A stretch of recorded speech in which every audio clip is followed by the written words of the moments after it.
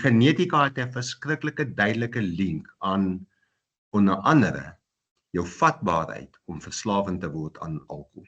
As ek net 'n bottel brandewyn hier optel en ek vat 'n paar slukke, is in my maag, dan is die alkohol daar. Nou gebeur daar goed. Nou dis een van twee goed wat kan gebeur of een van 'n paar. Een is my genetika is so laat ek die alkohol stadig afbreek. So hy's lank daar. So ek is lank onder die invloed, as jy weet wat ek bedoel, né?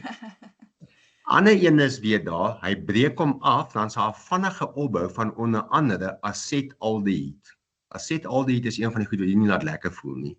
Jy weet as jy babbelas is vir die ouens wat miskien luister. Die babbelas gevoel word onder andere, daar's 3 goed. Een is jy's ontwater, 2 is jy het nie in diep slaap ingegaan nie en 3 is daar's hoë vlakke van acetaldehyde in jou bloed gewees. Dit is die 3 hoofgoed wat jou lekker babbelas gee. Maar anyway, so daar's mense met 'n genetiese samestelling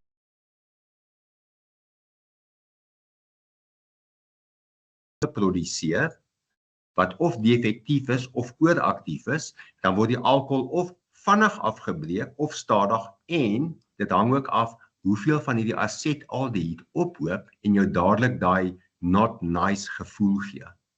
So daar's ouens wat daai acetaldehyde opbou kry. Dis nie die volgende dag nie, dieselfde dag terwyl hy nog 'n dop drink.